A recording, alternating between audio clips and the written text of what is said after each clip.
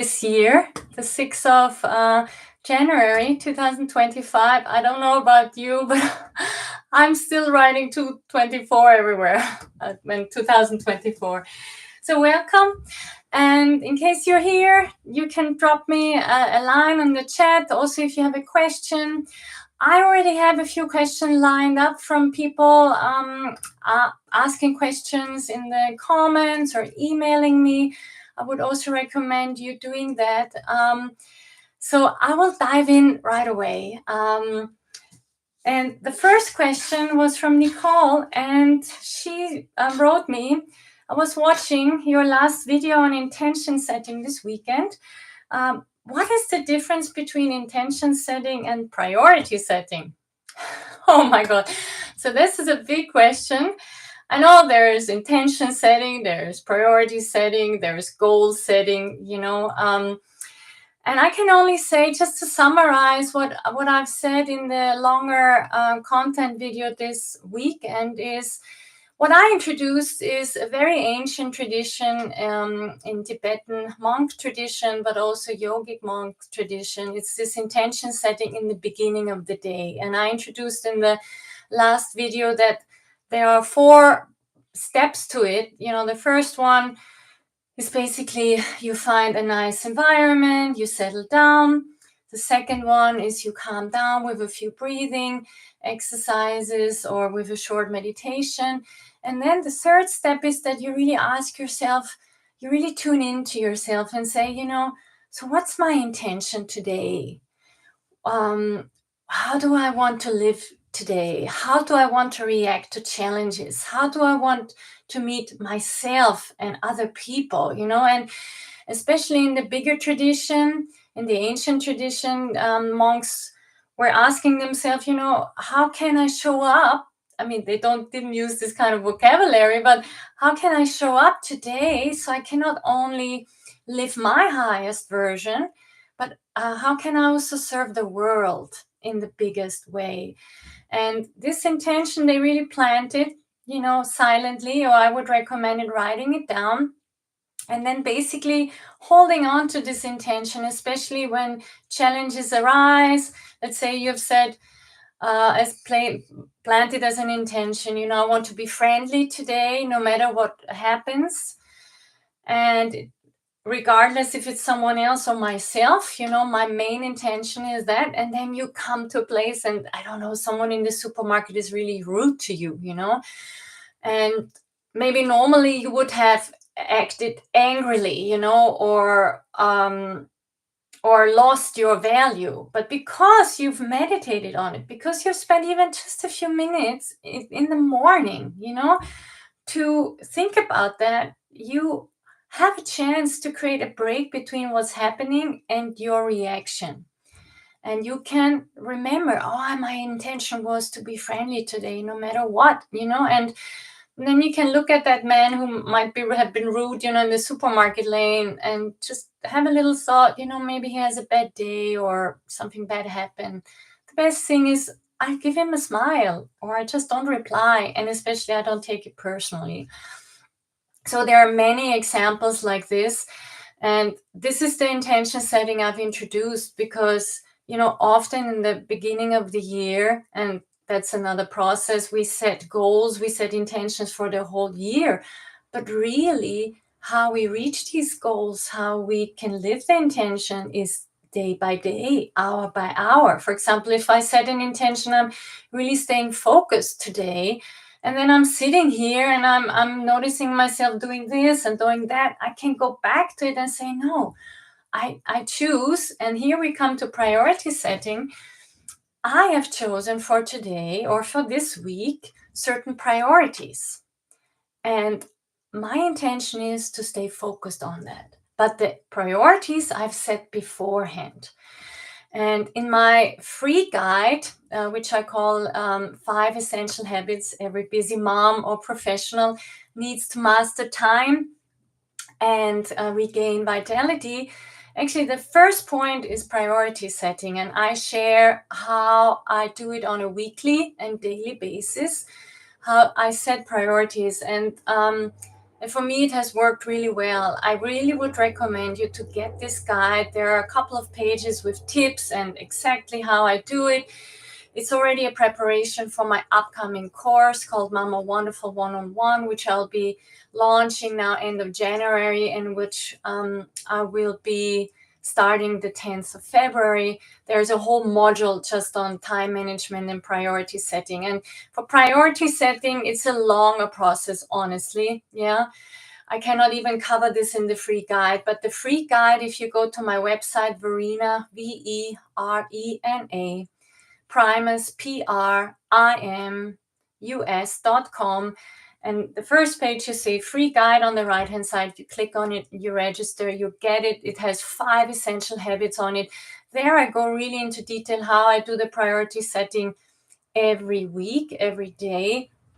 So, but the real priority setting also, which I will cover in the course, there are a few major exercises, especially we'll use the wheel of life. It's a tool to really look at different areas of your life and really say, which areas of my life do I really want to focus and concentrate on right now, where I'm at the furthest away from my goals that I want to reach. And then there are great tools for priority setting, like the Eisenhower metrics and values, getting to know your values even more. But how I use priority setting is just really, I think about it, and just to make it short, at the beginning of the week, usually on Sunday, thinking, okay, what are my goals this week? What are my intention in the bigger picture? What do I want to reach? I really write down every day to the hour, every hour, what I'm doing. And I'm reviewing this in the beginning of the day. And I usually, with priority setting, it's just really important that you know what you want to focus on, what you want to reach that week. And yes, I do combine this priority setting with the intention setting method. So in the beginning of the day, I usually take my gratitude journal, which I've also shared.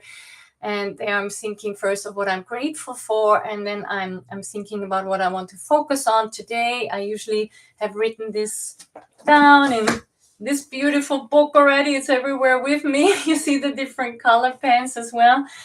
So it's all written up there, and I check it and I say, okay, these are my priorities. And then I close my eyes and then I set an intention for the day, how I want to meet the day. If I'm already noticing I'm a bit nervous, I say to myself, remember, with stress, you won't reach anything, do it step by step. So I do combine priority setting with intention setting and the gratitude practice I have introduced. So I hope this answers your question. And I have another question from Nicole that I really want to answer quickly. She asked me, so how did you do your intention and goal setting for this year? And I've shared this last year in my newsletter in January. I've gone into it very deeply, and I do this with my private clients every year. It's a bigger process, So first of all, what's important is to end the year well. So, really looking at what's ending in the last year and then the new beginnings. And I think this is too big to go into, but to share with you, on the 1st of January, usually I'll do not only 108 sun salutations, but I've started to do a practice of 144 sun salutations. And doing this tapas, it's called in yoga, really focuses your attention on what you read and brings auspiciousness. And so I do 12 rounds of 12 sun salutation, and before every round I focus on one goal, one intention I have for this year. So I come up with 12 major points, and these are personally, privately, spiritually, what I really want to focus on this year. And I do a whole process with it, and I've shared it with you in a newsletter already. And yes, so this is my way of celebrating the new year. The next one, Maria asked me, I'll read her question. I feel like, no, that's the one. And what foods would you recommend to not feel constipated, airy as a Vata person? Okay, Maria, so this is a big question. So what foods shall you avoid if you are a Vata person and experience symptoms like constipation and airiness and gas? So very easy. In general, Ayurveda recommends there is one for every constitution and every imbalance. There is a whole food program recommended, and that food program is really much in detail. So now I'm just summarizing to answer your question. If you have symptoms of airiness, of gas, of constipation, and you personally know you either a Vata constitution or have a Vata imbalance, I would recommend skipping those foods that Ayurveda says are Vata increasing and are hard to digest. So these are the foods, for example, I'm only looking at my list so I don't forget anything, but it's basically beans in general are. There's a whole reason why beans are gas producing and hard to digest. Usually beans and lentils are easy to digest if you at least soak them 12 hours. And if you use Ayurvedic spices and you cook them and you wash them and rinse them. And you use a pressure cooker like the Indians do, there's a whole science behind it. But if you're really a very gassy, I would definitely hold off the beans. And then vegetables like cabbage, cauliflower, broccoli, kale. I mean, all the good stuff actually is quite vata increasing and is not such a great food, at least in the winter time. Especially spring is coming. You will hear me saying and posting a lot. Yes, it's good to have greens. But yeah, cauliflower, broccoli, cabbage, beans, but also for constipation, sugar, too much carbohydrates, like too much white rice or, the typical pizza, pastry kind of stuff is very constipating. And constipation is really a big, big topic. I mean, I've worked with some clients a year or more to get rid of constipation. I mean, constipation has as many physical reasons as it has emotional reasons. And there's a lot I can talk about. Any kind of digestive symptom in Ayurveda is named as an imbalance of Agni. And Agni is the digestive fire. It's basically your digestive capacity. And the Agni decreases with stress, with too little sleep, with too little exercise, with the wrong kinds of foods. And a Vata constitution has usually what's called a variable Agni. So sometimes very hungry, sometimes no hunger at all. Constipation can also be a part of a Kapha constitution. So Kapha also has a very low digestive fire. They love to eat, but they can't digest very much. Usually Pitta constitution doesn't have problem with constipation. It's more diarrhea. So I would recommend you holding off of too many beans, too many lentils.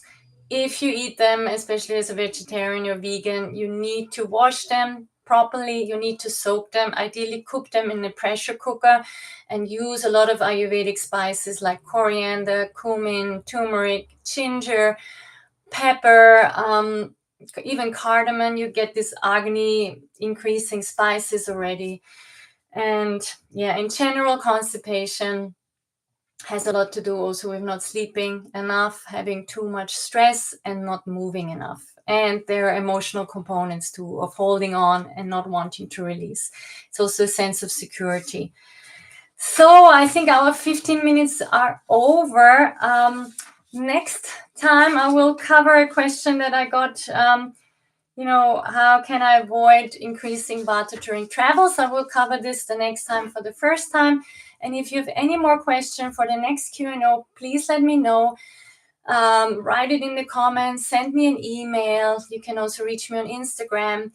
But for now, I would tell you, really get my free guide. It's brand new. It's on only since 1 week. A lot we were talking about is in that guide. So I think it's in the comments below in the description, and as well on my website, verinaprimus.com, free guide. And yes, I'm looking forward to answer the questions I couldn't answer today. And then I will get per email. Next week on Monday, we'll have a quick tip session again at the same time. And in 2 weeks, I have the last live Q&A. For a little while, I think I'm going to start up in March again. Thank you for joining today. I'll see you soon. Bye.